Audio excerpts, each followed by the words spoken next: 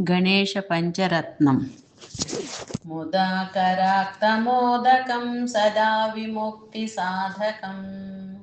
कलाधरावतंसकं विलासिलोकरक्षकम् अनायकैकनायकं विनाशिते भदैत्यकं नतासुबासुनाशकं नमामि तं विनायकम् न तेतरातिभीकरं नवोदितार्कभास्वरम् न मत्सुरारिनिर्जरं नतादिकापदुर्धरम् सुरेश्वरं निधीश्वरं गजेश्वरं गणेश्वरम् महेश्वरं तमाश्रये परात्परं निरन्तरम् समस्तलोकशङ्करं निरस्तदैत्यकुञ्जरम्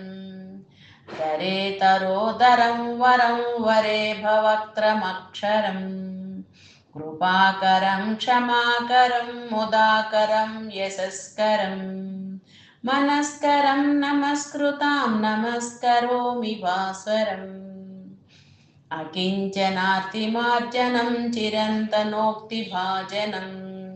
पुरारिपूर्वनन्दनं सुरारिगर्वचर्वणम् प्रपञ्चनाशभीषणं धनञ्जयादिभूषणम्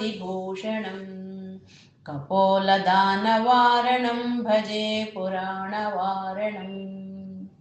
नितान्तकान्तदन्तकान्तिमन्तकान्तकात्मजम् अचिन्त्यरूपमन्तहीनमन्तराय कृन्तनम्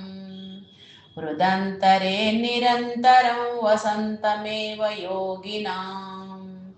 तमेकदन्तमेव तं विचिन्तयामि सन्ततम्। श्री गणेश महाराज की जय।